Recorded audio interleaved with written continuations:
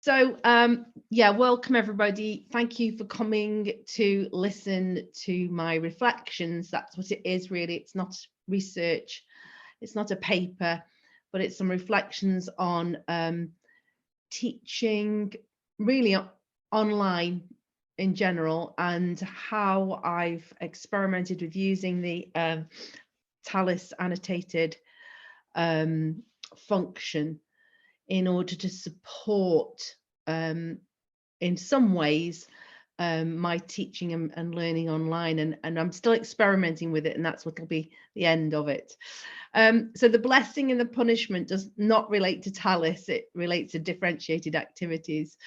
So there's a link there to a Mentimeter that I use on the program and in nearly every event I do that is about academic reading. For those of you who do know me, hello, I've seen some names in the participant list. If Becky's still there, hi Becky. So yes, I work at Keele. I'm the convener of the Becoming Well Read Symposium, which is focuses on academic reading, which I think is a hidden mystery to most people, and we've got an unhealthy obsession with academic writing, when actually the thing that we need to focus on is how to engage with knowledge and interact with it, and that forms the basis of scholarship for all disciplines, really.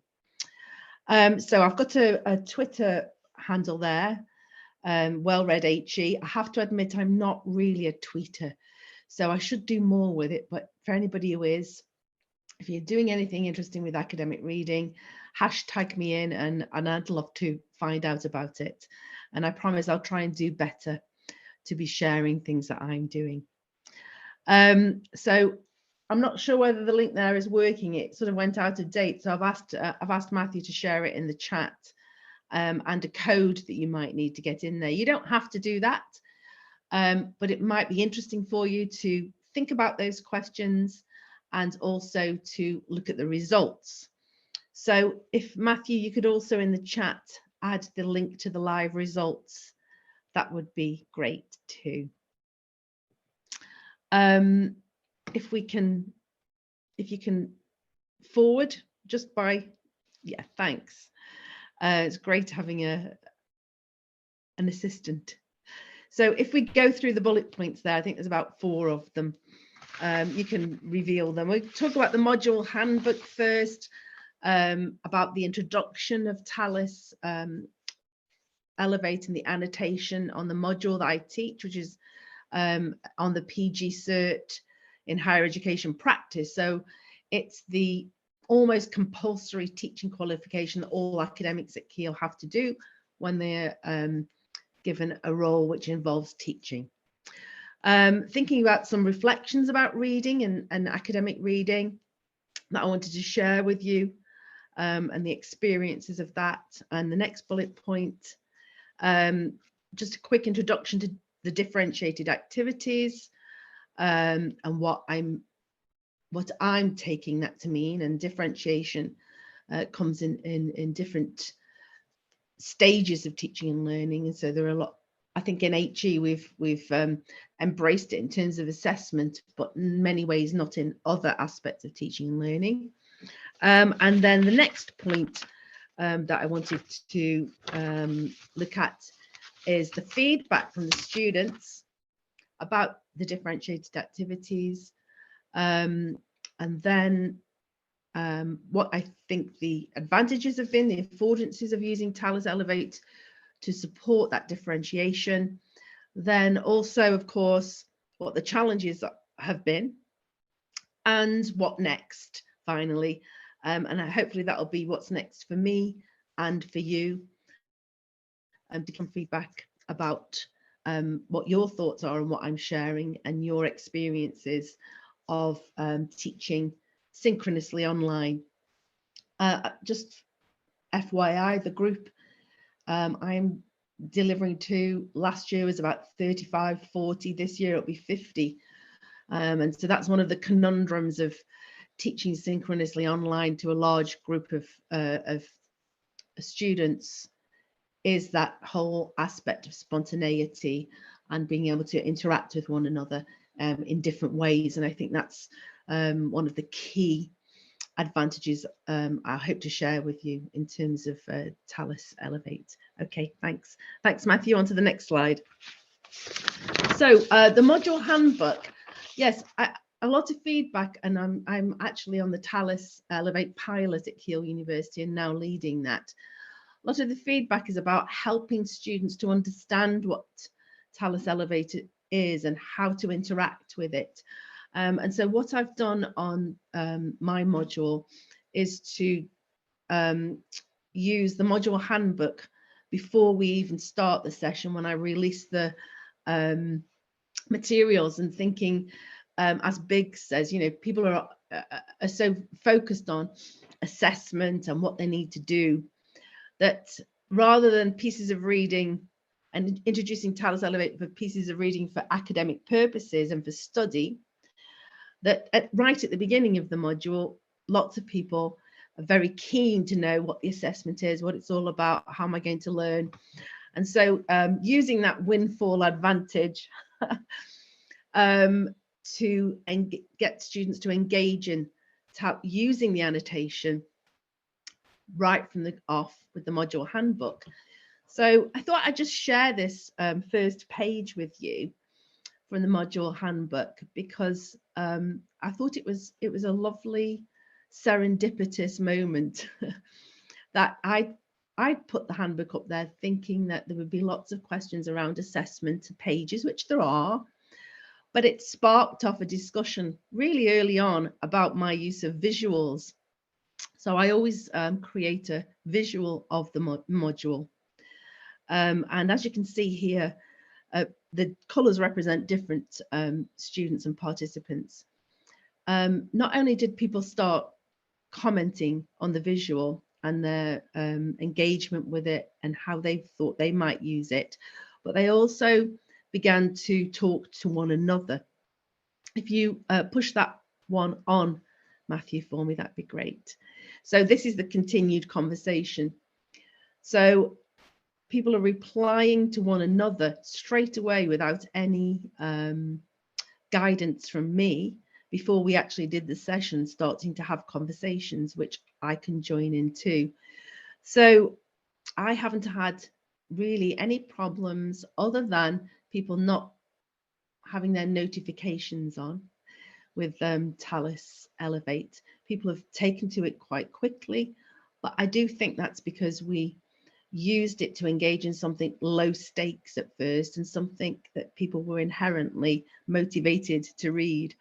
But I thought it was a lovely thing to share, to show how things may instigate conversations online between students. And for me, that's been a really positive way of introducing it, and definitely something I'll do again.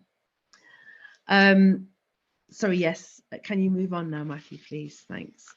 So reading reflections. So I started working on academic reading, well, a long time ago, but academic reading retreats, which then led to the Becoming Well Read Symposium and the journal issues, through my work with undergraduates and postgraduate students in terms of academic reading, and experimenting with whole day reading retreats where we looked at the purposes of academic writing and how that was related to reading.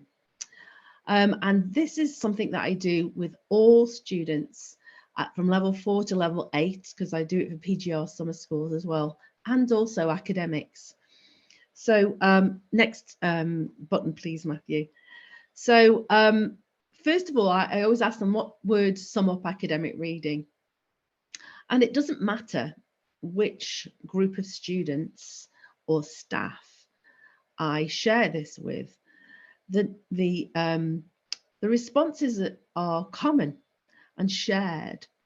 And mostly, as we can see here, the biggest words, the things that repeated the most are negative words around being challenging and daunting and difficult. And of course, you've also got the interesting, stimulating, engaging. But on the balance, people are finding it stressful.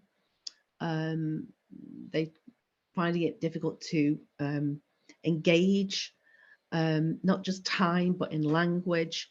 And this is really interesting. And it's really interesting on the reading retreats, which attract people from a range of different levels and include academics and senior academics, that everyone shares these thoughts and feelings around academic reading, both the potential for learning and excitement and stimulation, but also that sense of being daunted for whatever reason by academic reading. And this is the Mentimeter that I've shared with you. So maybe you've added some of your own words there now, and this might have been changed. Next slide, please, Matthew. And then I always ask people to rate themselves in their confidence for academic reading. So this one, and it might have changed now because I've shared this with you. This one comes from a group of academics on my PG Cert. I would say maybe 60% of them have a PhD and they're very experienced, and 40% of them are from professional backgrounds with expertise in professional degrees, who don't feel confident in their academic background. However, on this program, everybody sort of reports this. It's very seldom do we get the 5 super confident, and you know, that's about self-efficacy belief, maybe not real efficacy, but generally people feel a lack of confidence in their academic reading. And as I say, this is from people who are academics in our universities. And I think what's really interesting on the PG Cert is it's the fact that academic reading is different in different disciplines. So what you've got is epistemological or ontological differences as well in academic reading. What am I supposed to do with this piece of reading, which is largely philosophy? It's not a paper, it's not trying to prove anything. So the confidence levels are low, but for a variety of reasons, again, which is very interesting. So yes, I think I've done this and have had thousands of responses for the last year or two from, you know, students from all disciplines, in all faculties, at all levels, and academic staff. And this is a fair representation of the sense of people's confidence about academic reading. Now, of course, it's fundamental in terms of what we're trying to do in our teaching and learning, whether it's online or in person, which is around preparation for discussion and exploration. If we're going to be doing flipped learning, if we're going to have discussions, meaningful discussions in class, the prerequisite is that people have done the reading in order to prepare, and then therefore class discussion is both informed, intelligent, the ability to draw on theory and to be critical, and that's the thing we're all chasing and aspiring to, isn't it? So it's fundamental in terms of any discipline where discussion is the basis for learning and exploring knowledge. And at the same time, we know that it's fundamentally challenging, if not in level, then in time and capacity. It's really one of those things that's really difficult. So it's a problematic and sticky issue, as Shern would say. Next slide, please. So what's one thing I've experimented with is differentiated activities. So differentiation is a possible strategy. It's very common in compulsory and post-compulsory sectors, FE. Now, my background is FE and HE and FE. So for me, what struck me coming into HE proper, as it were, was the lack of differentiated learning outcomes and discussion about differentiation. As I said right at the beginning, there is a sort of an embracing of differentiation in terms of assessment in the outcome and the assessment strategy, and a move towards choice and negotiation, but much less around learning outcomes in terms of planning for sessions and also content and processes. So I did ask Matthew if you could pop in the post that in the chat the link to a paper if anybody's interested in this.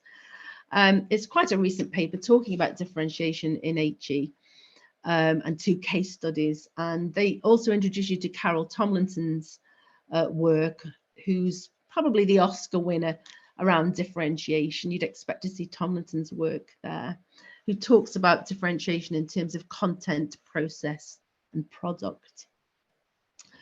So why differentiation? Next 3 bullet points, please, Matthew. So the first one is inclusivity, and the fact that you are able to tailor either content or ways of learning to a variety of needs, diverse needs or interests. The realistic, I think, is an interesting one. Is it more realistic? So we often have these aspirational learning outcomes for a session, you know, students will, and then we have an active verb, and it's usually things at level 7, like critically analyze and whatever the subject is. Well, actually, many of our students are very busy. They not just full-time students or part-time students, they've got lots of other things, and they may come to any session not having prepared at all. So the idea that all students will reach that level of engagement in a session and that we plan for that one learning outcome is quite problematic. So in some ways, differentiated activities are, I think, a more realistic proposition. But they're also tricky for the participants and the students in particular, because of the sense of judgment around differentiation if it's by challenge. That if we do one thing or the other, one is better than the other, and therefore there's a sense of guilt or shame in doing a different activity that is not so demanding. So it can be quite tricky. So if we go on to the next slide, please, Matthew, thanks. This is a slide that I use for every session in the module that I'm teaching, which is the second half of the postgraduate certificate in higher education practice. And it's about curriculum design and development. So we open with an idea of what the plan is going to be. People have had 2 sets of reading and tasks around applying that to their curriculum plan. And so within that, they've got directed study reading. So we have a quick think about what the reading has been, what they should have been engaged in, the questions that have been asked. Can we have the next? Yeah, okay. So my question every time is, have you managed to do it? Next, please. Nope. Yep. No.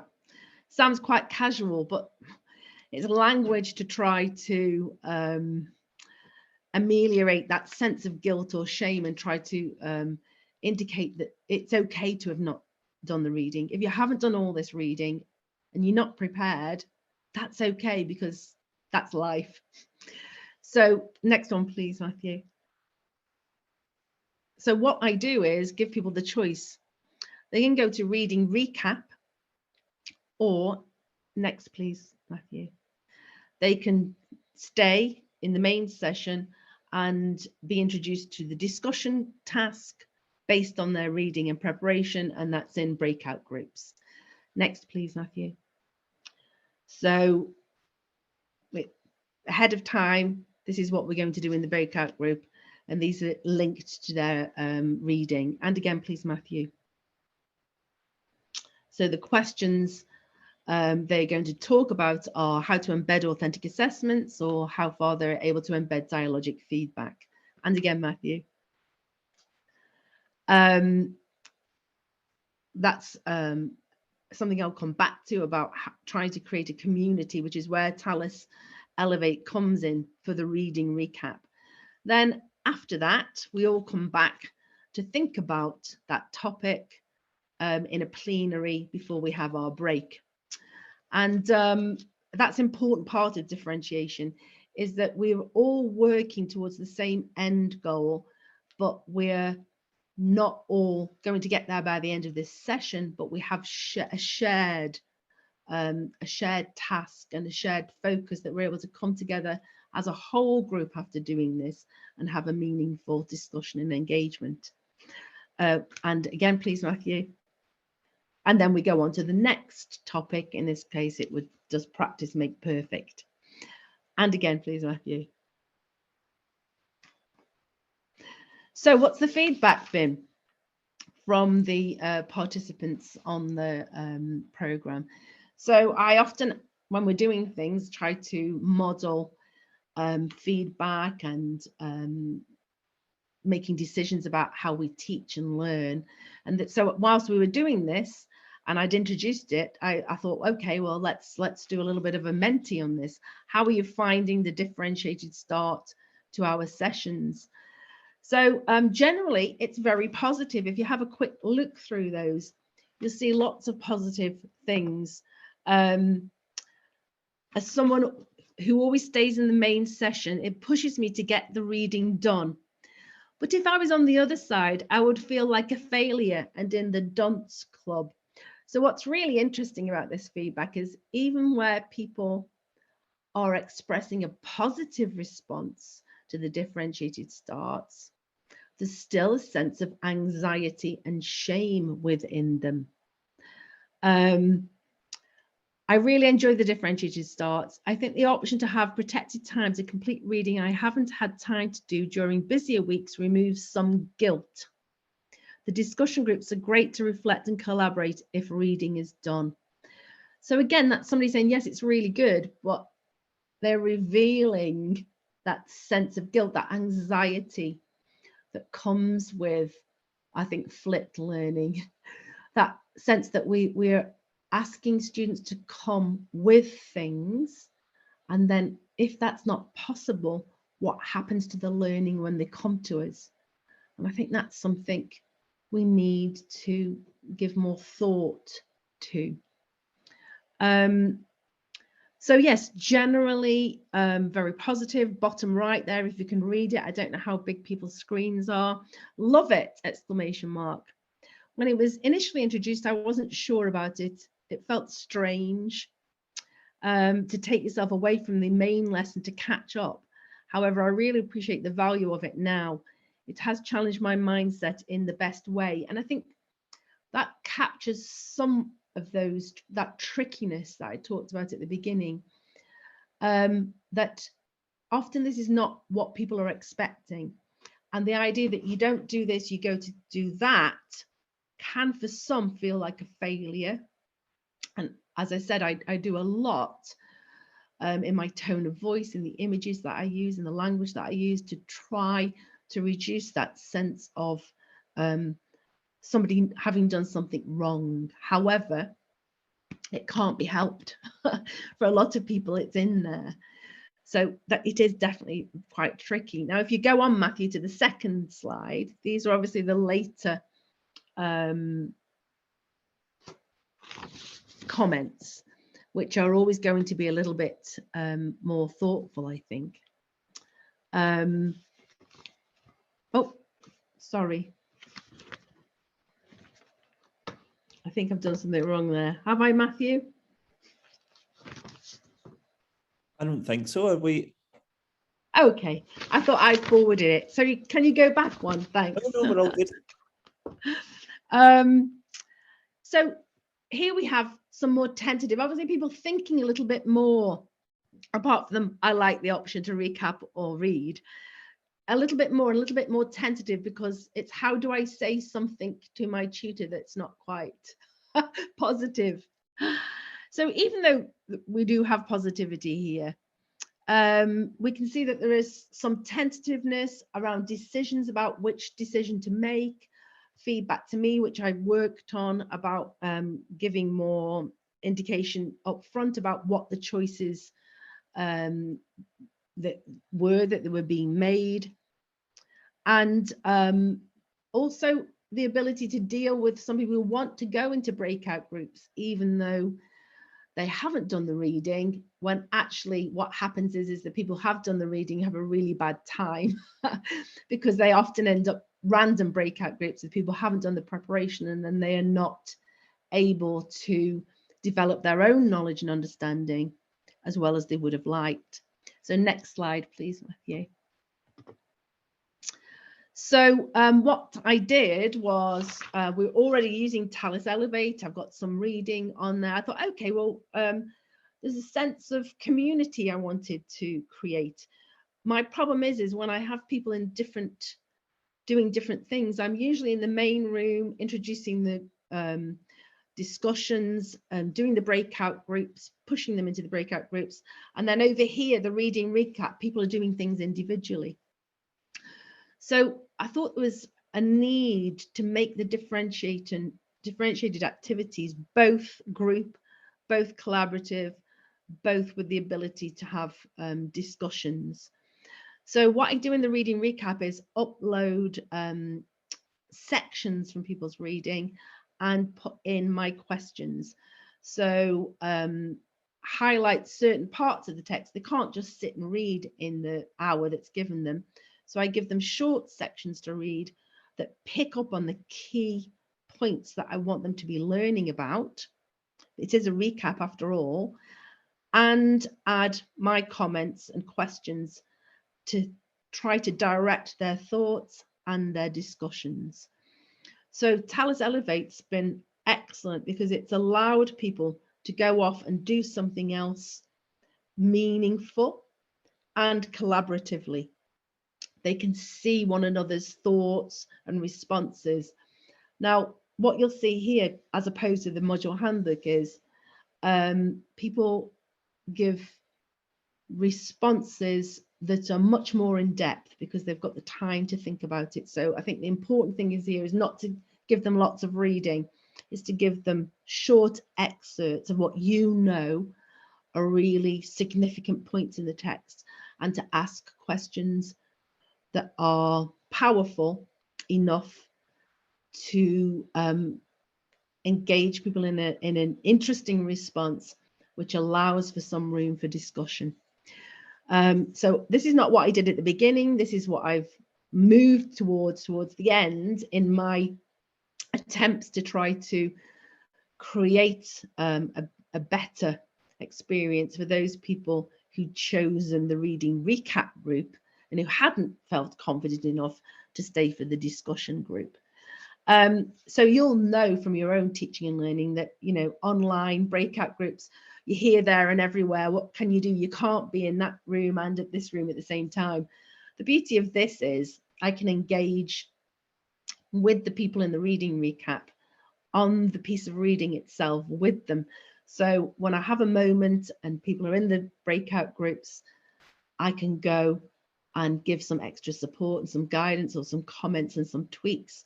So it's really helping me to feel like I'm engaged with both sets of people. So it's been a really positive way to use Talis Elevate in a synchronous situation to enable learning and collaborative learning away from me, which again, it's that thing about being online. If we go on to the next one, please, Matthew. Thanks. So coming to the end of my bit and on to where I'm going to ask you your reflections, but my reflections first. First of all, affordances. One down, Matthew.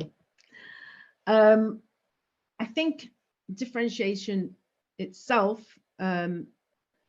provides space and time to focus on diverse needs. And I think Talis elevates great for that. And it's one of the things I'll talk about in what next and other ideas I've had about how I might use it to support differentiation even further. I think it gives a sense of personalization, an opportunity to shift power in a way. I like the comment about the mindset.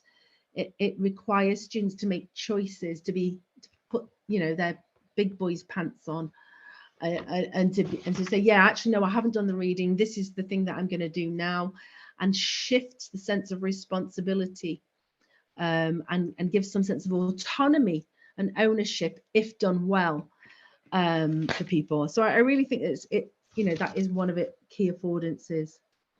In many ways, for me, it's recaptured some of that flexibility or spontaneity from classroom teaching, which I am still grieving for, and that's something I'm pursuing, is to try to re-engage with that sense that I'm dealing with people, a range of different people who are human beings who've got different things in their lives and need different things from me, and to be able to offer those different responses and those different experiences to them. So not knowing who's going to go where is great, and it gives that space of flexibility.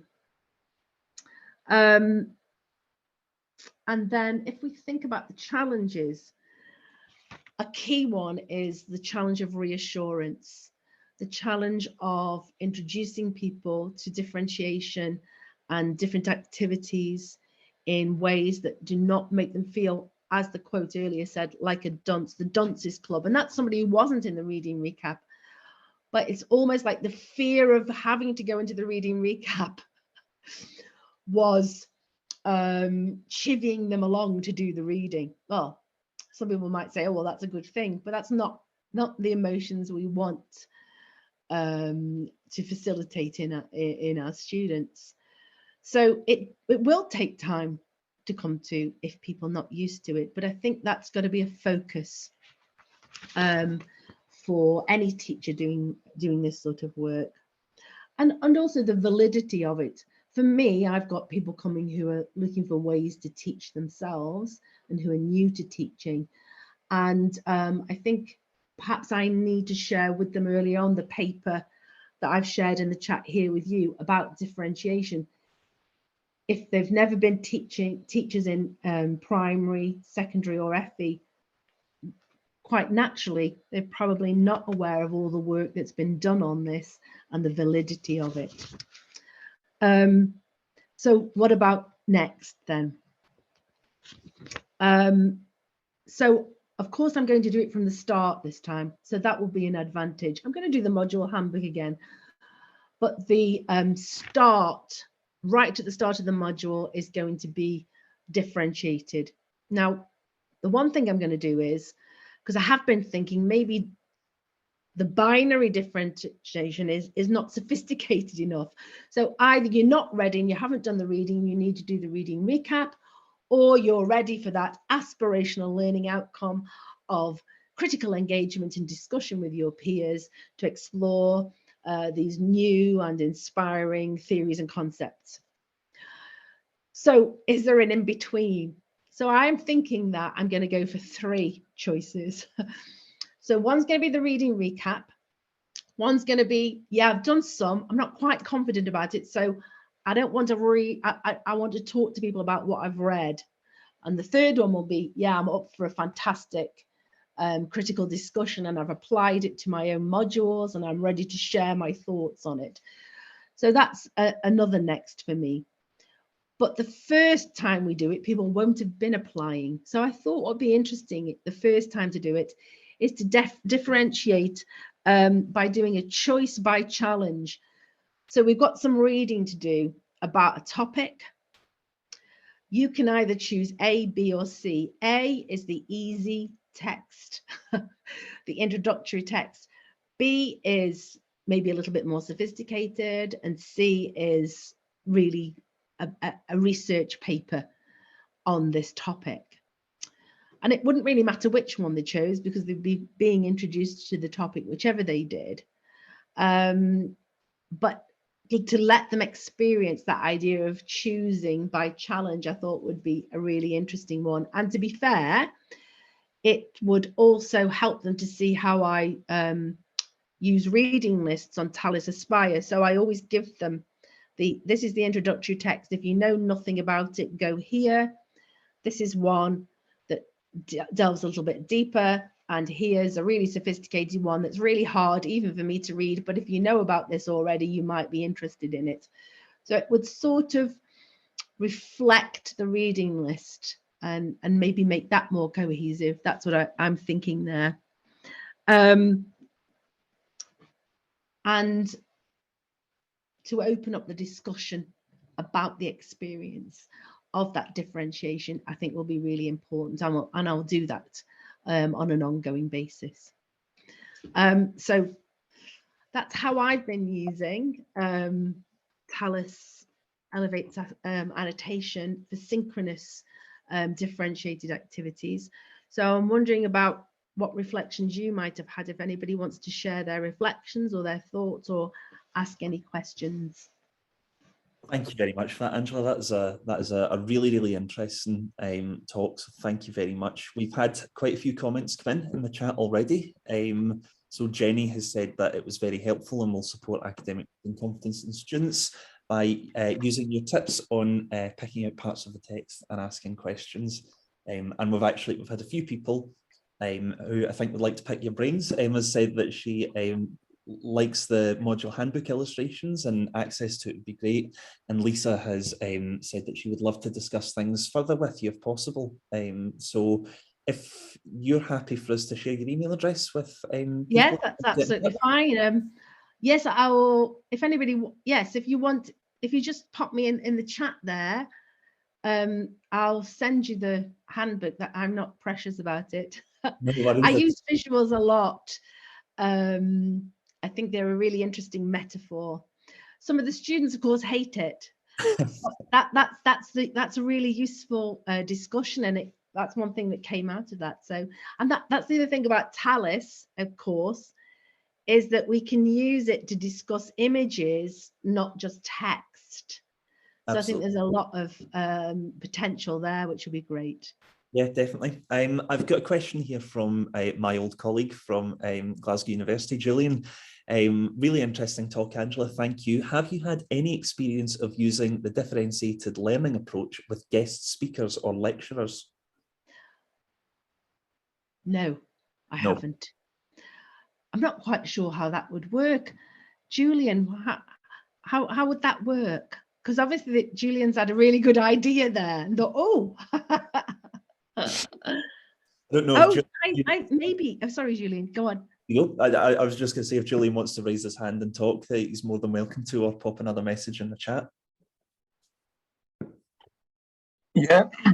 No, I was just well, thank you, Angela. I was just wondering, because I used to work with Matthew at Glasgow. I'm now teaching at Imperial College, and a lot of our courses rely on guest lecturers coming in.